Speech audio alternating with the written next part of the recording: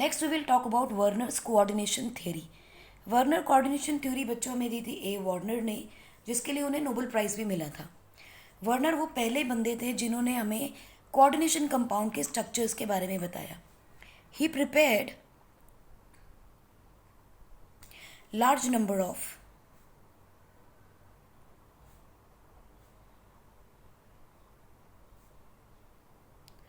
coordination compounds and studied their physical, chemical and isomeric behavior.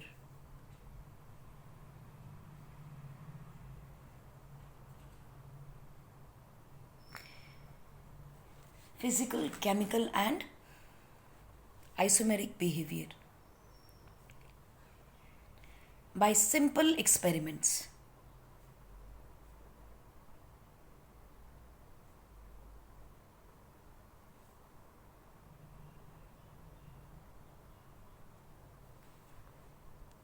क्या था कि Werner ने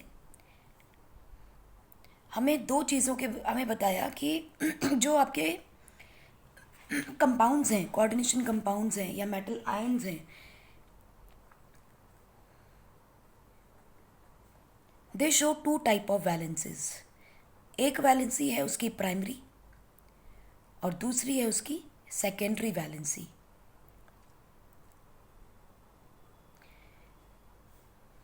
primary and secondary valency of metal ions. उन्होंने experiment जब किया तो he experimented on cobalt. He isolated cobalt compounds from the reaction of cobalt with chlorine and ammonia। तो आपको पता चलिए क्या होगा, हमने अमोनिया और कोबाल्ट का एक टेट्राहेड्रल स्ट्रक्चर भी पढ़ा है ना। तो देखते हैं पहले उन्होंने कैसे एक्सपेरिमेंट कंडक्ट किया और क्या क्या खास चीज़ों के ऊपर उन्होंने बात की। जब उन्होंने कोबाल्ट को पढ़ा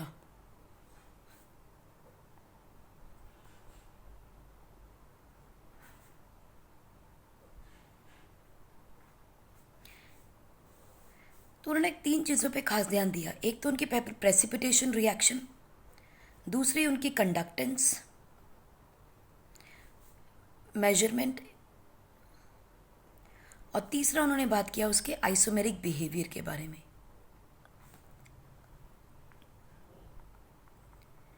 राइट तो सबसे पहले देखते हैं कि प्रेसिपिटेशन रिएक्शन पे क्या था।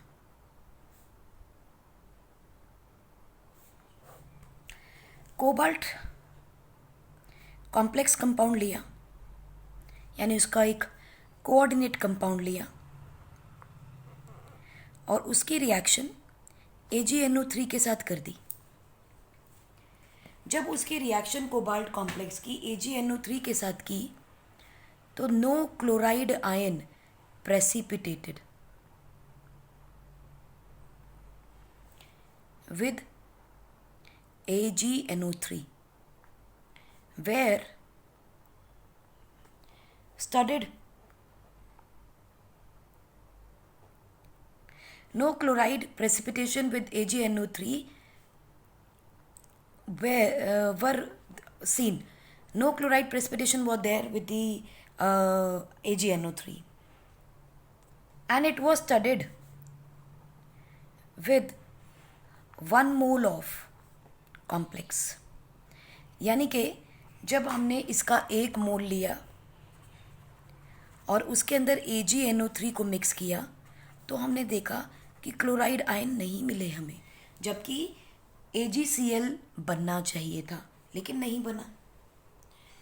देखो क्या बना, कोबाल्ट क्लोराइड विद 6NH3। ये मॉलिक्यूल लिया उन्होंने एंड इसकी रिएक्शन उन्होंने AgNO3 के साथ कर दी। जब ये रिएक्शन हुआ तो AgCl3 बन गया, ठीक। लेकिन जब उन्होंने COCl3 5NH3 लिया और उसकी रिएक्शन AgNO3 के साथ की तो AgCl3 तो मिला, AgCl मिला। यहाँ 3 मॉलिक्यूल मिले थे, यहाँ 2 मॉलिक्यूल मिले। अब पॉइंट ये था, अगर मॉलिक्यूल मेरा सेम है तो यहाँ पर नंबर ऑफ मॉलिक्यूल्स और नंबर ऑफ मोल्स, इसका भी 1 मोल लिया है मैंने, ये भी 1 मोल है, तो इसके अंदर 3 मोल क्यों बने AgCl के और इसमें 2 मोल क्यों बने? सो इसका मतलब कुछ तो डिफरेंस था यहाँ पे। This shows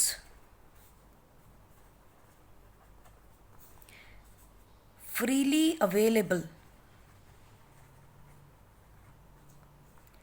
chloride ions out of the complex structure और the complex entity। तो आप में से कौन कौन है जो ये बता सकता है इसका मॉलिक्यूल का स्ट्रक्चर कैसा होगा, कितने मॉलिक्यूल अंदर होंगे, कितने मॉलिक्यूल बाहर होंगे, कौन कॉम्प्लेक्स एंटिटी बना रहा होगा? मॉलिक्यूलर फॉर्मूला ऐसे गिवन है, तो स्ट्रक्चर कैसे बनाओगे? Square bracket start, cobalt, chlorine के 3 मॉलिक्यूल यहाँ लगाओगे अगर आप, और अमोनिया अंदर ले लेते हो 6 के 6, तो ये मॉलिक्यूल एग्जिस्ट नहीं करेगा क्योंकि कोबाल्ट के पास सिर्फ 6 ही अंदर हो सकते हैं। अगर सारे अमोनिया अंदर होंगे तभी क्लोरीन बाहर होगा। So what should be the right structure? Cobalt, ammonia, chloride 3। इसका मतलब जब ये डिसोसिएट करेंगे तो क्या आयन्स मिलेंगे? Cobalt NH3 positive and 3Cl negative, ये आपको आयन्स मिलेंगे। ये वो 3 फ्रीली अवेलेबल आयन्स हैं जिसकी वजह से AgCl 3 मोल्स बना। दूसरा मॉलिक्यूल क्या बनेगा? सो this is the right formula. दूसरा मॉलिक्यूल क्या होगा? COCl NH3 5 NH3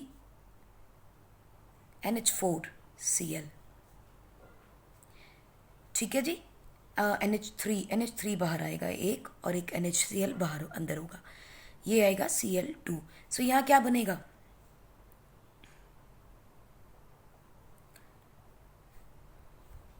ओके, ये तो मॉलिक्यूल अलग है ना, so we can not write it like this. It is cobalt, chlorine, NH3 5 bracket close, Cl2।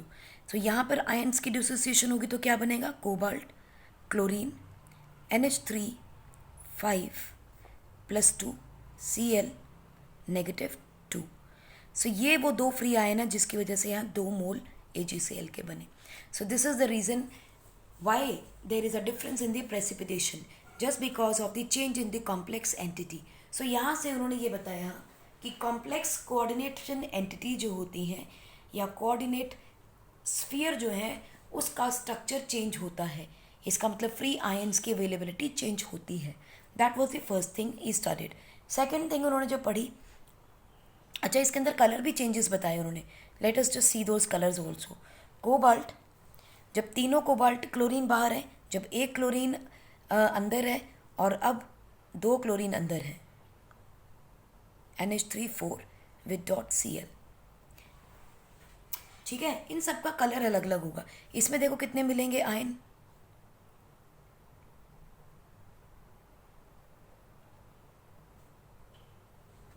इस तरह से आपको आयन मिलेंगे। यहाँ सिर्फ एक आयन मिलेगा। सो इन सब का कलर भी अलग अलग मिलेगा हमें। और मैं आपको पहले भी ये कलर्स बता चुकी हूँ कि इन सब के तीनों के कलर्स जो हैं they will be green, yellow and purple. So जिसमें क्लोरीन सारे अंदर बाहर आ गए उसका कलर क्या हो जाएगा? Yellow, because of chlorine ions it will be yellow in colour. उसके बाद जिसमें आपके पास 2 क्लोरीन बाहर है, यानी कि this one, this is going to be purple और दी वॉयलेट। चलो पर्पल। और जो लास्ट आपके पास जिसमें एक ही क्लोरीन बाहर आता है उसका कलर क्या होगा? Green, violet.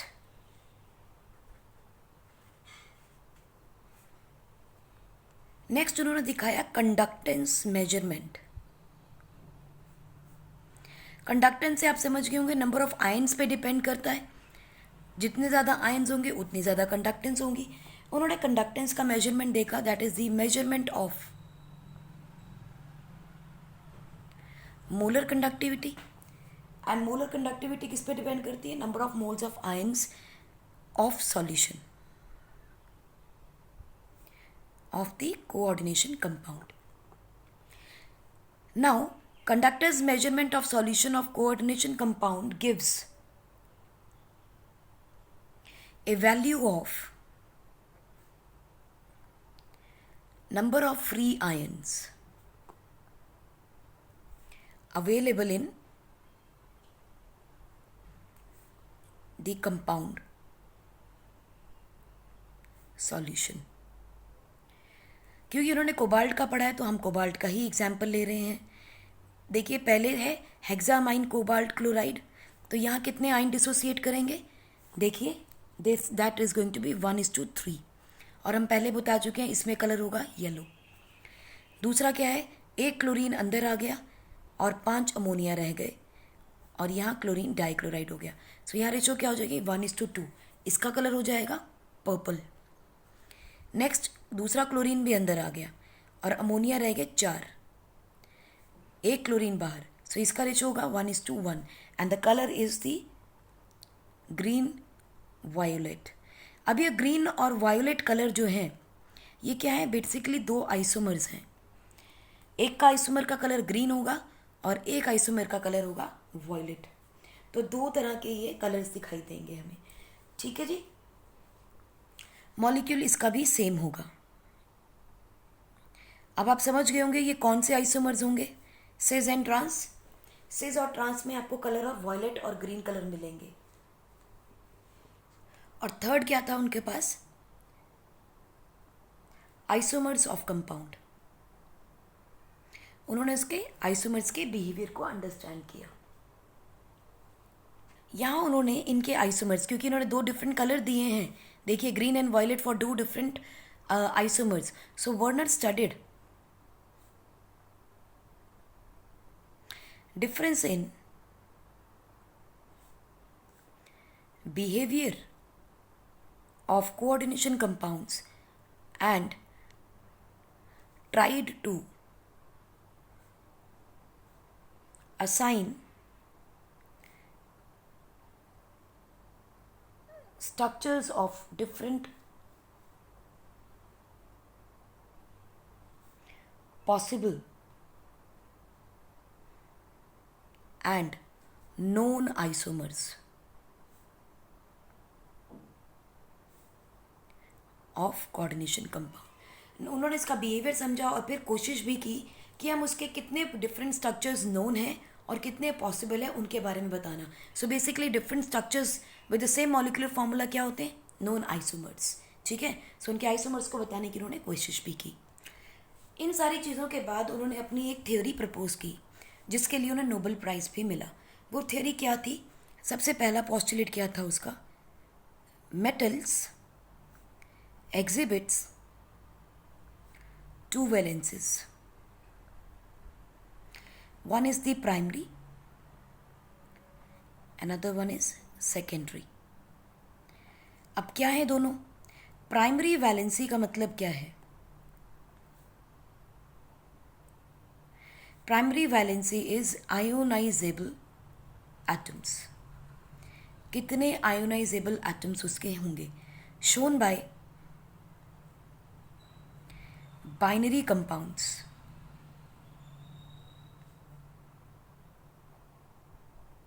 For example chromium chloride. अब इसके अंदर क्या है? क्रोमियम का 1 आयन, 3 क्लोराइड के आयन, सो टोटल आयन कितने हो गए? 4। लेकिन ये कितना दे रहा है? इसकी क्या वैलेंसी क्या है? नाउ तो यहाँ पर इसकी वैलेंसी है +3। So this is called as primary valency.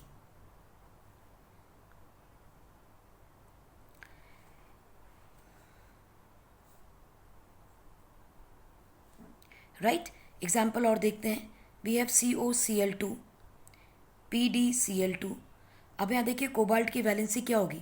Cobalt +2, यहाँ पर Pd+2। So this is what is the. और एग्जाम्पल देखो PtCl4, यहाँ क्या होगा? Pt+4।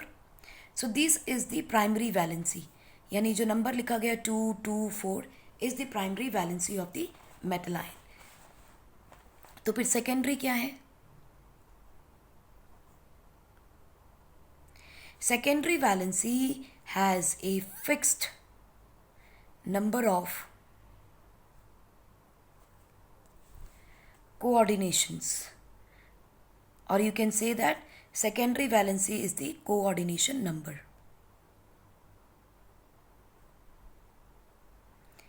In complex entity.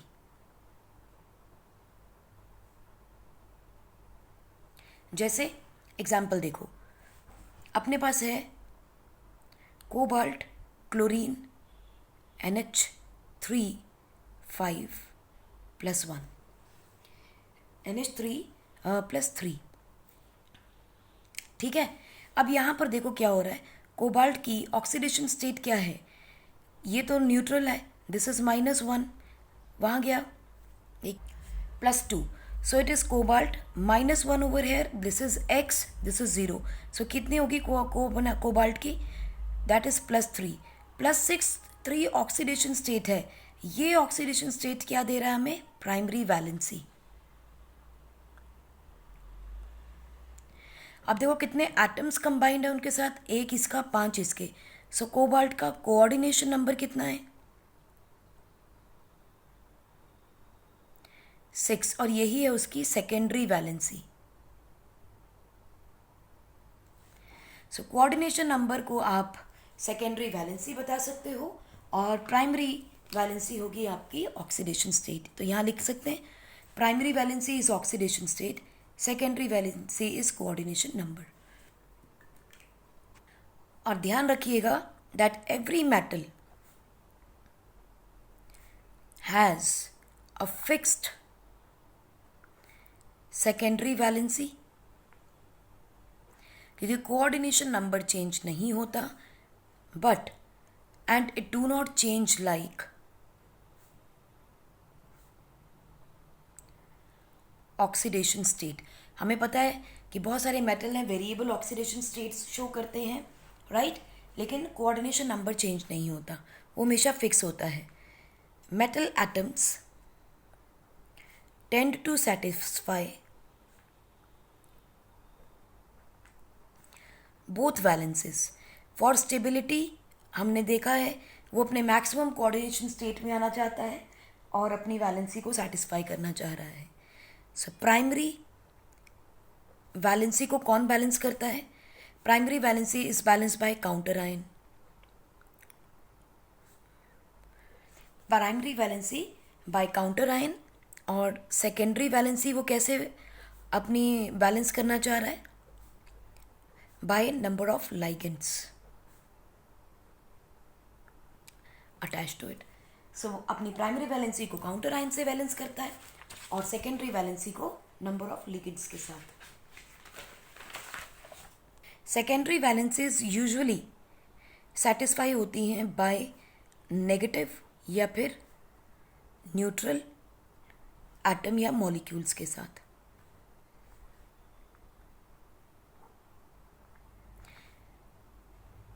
या तो वो नेगेटिव हो क्योंकि मेटल अपने आप क्या होता है? पॉजिटिव, तो इसीलिए उसके साथ जो लिगेंड्स कनेक्ट होते हैं वो यूजुअली या तो नेगेटिव होते हैं या फिर न्यूट्रल होते हैं। जबकि primary valency can be satisfied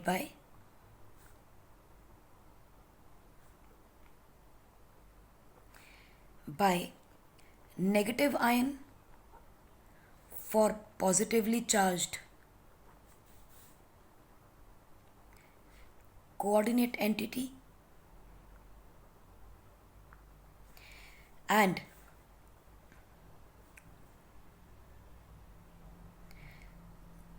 positive satisfy by positive for negatively charged complex entity।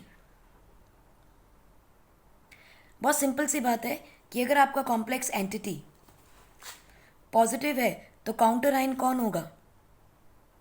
Negative. अगर पॉजिटिव की जगह नेगेटिव है आपका तो उसका काउंटर आयन कौन होगा? पॉजिटिव। सो यानी प्राइमरी वैलेंसी को सेटिस्फाई करने के लिए आपके पास कटायन भी आ सकता है, अनायन भी आ सकता है, मगर सेकेंडरी वैलेंसी को सेटिस्फाई करने के लिए यूजुअली नेगेटिव या न्यूट्रल एटम या मॉलिक्यूल यूज होते हैं, राइट। फोर्थ पॉस्टुलेट या थ्योरी क्या थी उनकी? Groups attached bye secondary linkages to the metal atom have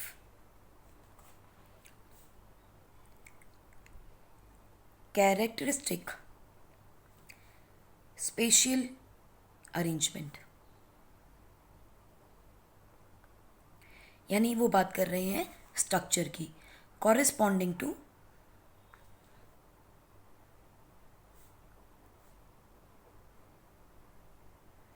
different coordination number।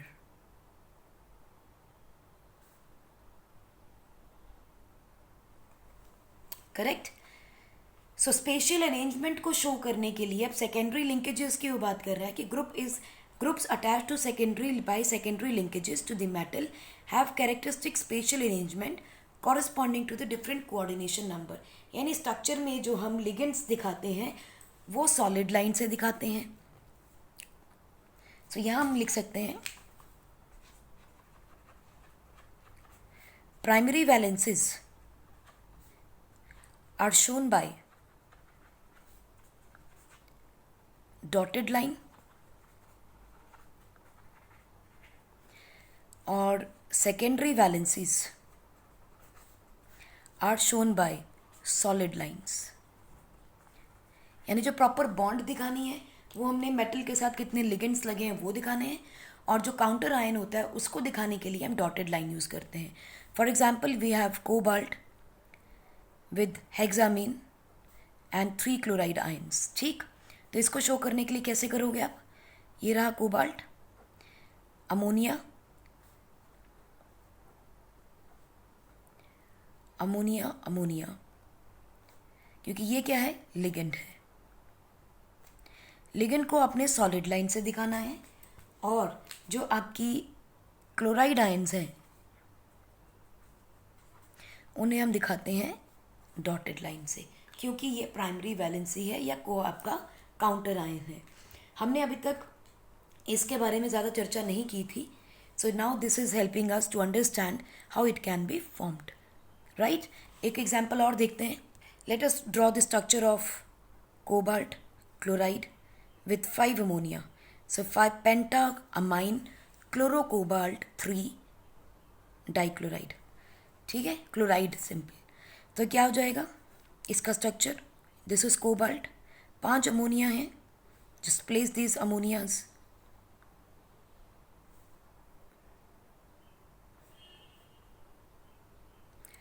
wherever you feel like। 1 2 3 4 हो गए, 5th one you can place over here। And उसके बाद आपके पास क्या है? एक क्लोराइड आयन कनेक्टेड है with the cobalt, and it is not the counter ion, it is the ligand, so we can place this over here.